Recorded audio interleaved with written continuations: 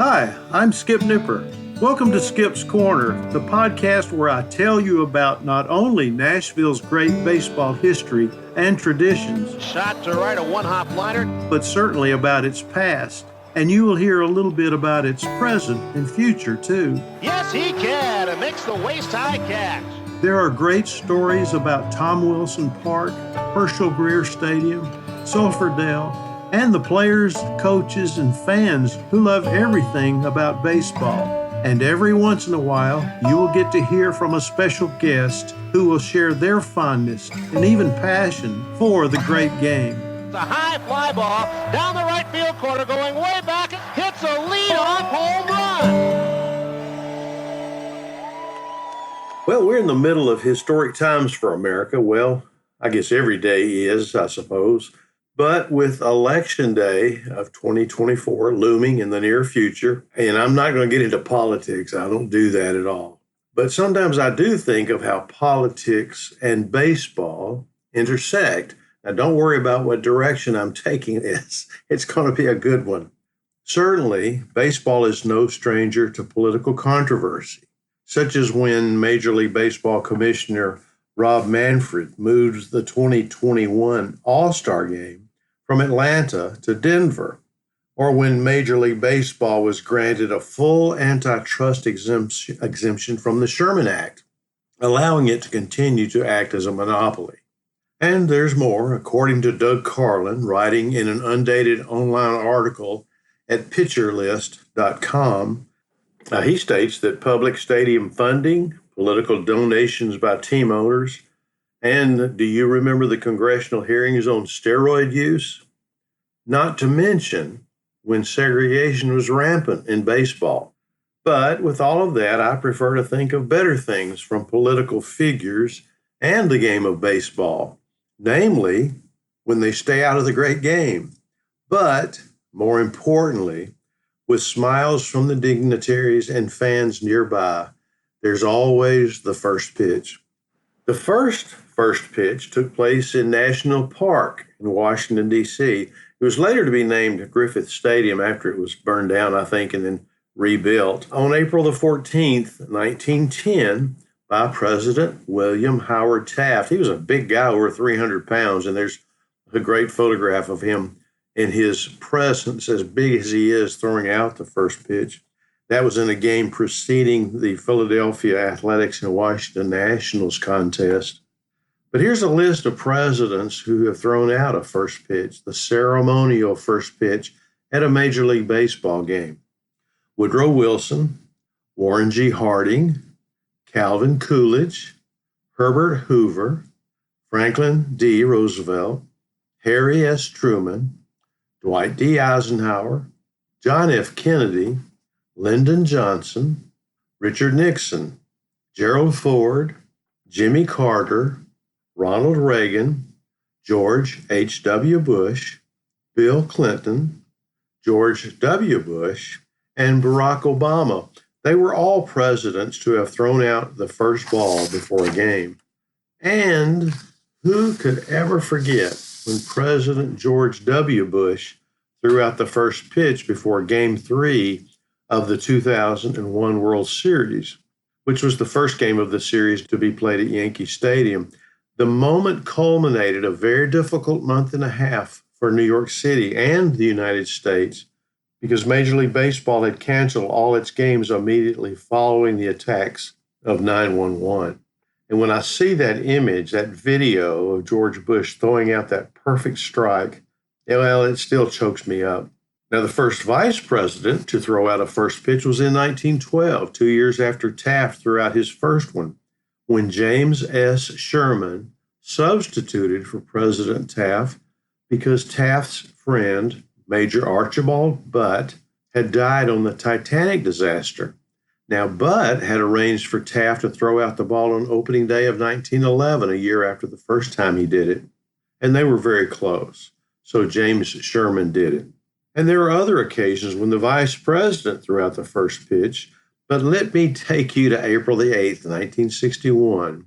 You remember, there's always a Nashville connection. When one of the stars of opening day for the Nashville Vols at Sulphur Dell game was Vice President Lyndon B. Johnson. Well, he didn't come here to throw out the first pitch. The main reason for LBJ's visit was to speak to Democrats in Nashville, the third time in 3 years, at a Jefferson Jackson Day dinner at the Fairgrounds Coliseum. He had previously spoken at the Coldmere Club the previous July after he opened his candidacy for vice president, and at a Democrat dinner at the Coliseum on October the 20th, 1958, before a crowd of 2,600. Well, when he came to Nashville on April the 8th, 1961, a parade was scheduled throughout downtown before the afternoon game began, and Johnson was scheduled to arrive at Berry Field on an American Airlines flight at 12:40 p.m. I guess in those days, there was no special aircraft for the vice president, I guess. But to arrive at 12:40 for a parade scheduled for 1 p.m., well, I'm certain there must have been a protected motorcade for the vice president to get there in time. And added to that, he had been in Paris only a few days before, attending the Geneva talks. The weather forecast at Berry Field promised a sunny day on that April the 8th, 1961 day, with a high of 60 degrees or so. The dinner that night was scheduled for 6:30 p.m., and the price for a plate was $25, and 2,500 people were expected to attend. Remember, the Kennedy-Johnson administration had only been on the job for a few months, and Johnson was going to speak about that.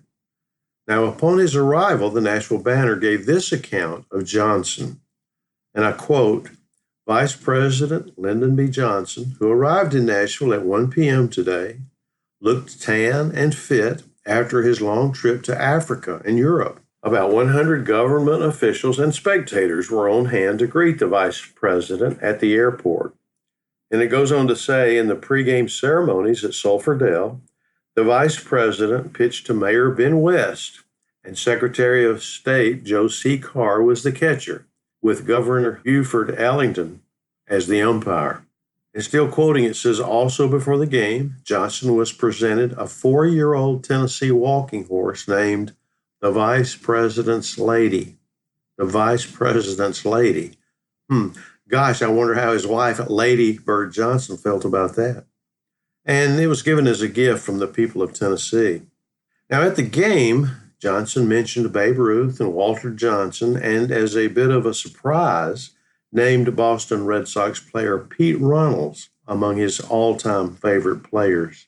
But he was quoted as saying, "I am an enthusiastic sports fan. Baseball is my favorite game," he proclaimed. Standing 6'3" and 190 pounds, he, no, not Runnels, but Johnson, once played first base for his high school team where he was from, Austin, Texas. But he told Nashville, Tennessee sports writer Tom Powell, "I was just an average player.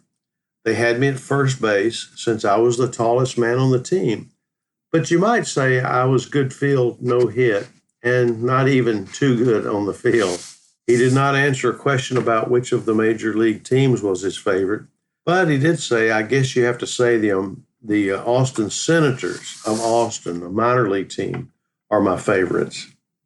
It's funny to add Johnson's 2 pitches to Joe C. Carr went behind the batter, Mayor Ben West, and West proclaimed, "He was afraid of me." But Johnson addressed the crowd at Sulphur Dell for a brief moment, and quoting once again, "I learned early in my political career never to make a speech at a country dance or a sports event, and I don't intend to make one here. I am proud to be in a state which has produced some great statesmen and beautiful horses." And he spoke eloquently about the array of dignitaries and also of political people there in Tennessee. But as soon as he concluded his address, or maybe just because a fan had heard enough, a cry of "play ball" rang out from the third base seats. And the vice president stayed at the game for the first inning, not long enough to see Chattanooga spoil the Vols home opener with a 5-3 victory before a crowd of 5,224. But he was soon on his way back to Washington, eager to attend, guess what? JFK tossing out the ceremonial first pitch at a Senators opening day game against Detroit only 2 days later on April the 10th. Now, Johnson would get his chance as president 3 years later, once again at the Senators' opening day game in 1964. And he was recorded as having eaten 4 hot dogs that day, too. Reckon that was a record for presidents eating hot dogs? He threw out the first pitch again in 1965, and he repeated it in 1967, but not in 1968. He was replaced by Vice President Hubert Humphrey due to public unrest after the assassination of Martin Luther King Jr. But now 4 years earlier, he made a crowd of over 5,000 happy with his ceremonial first pitch, which turned out to be 2 pitches at Sulphur Dell.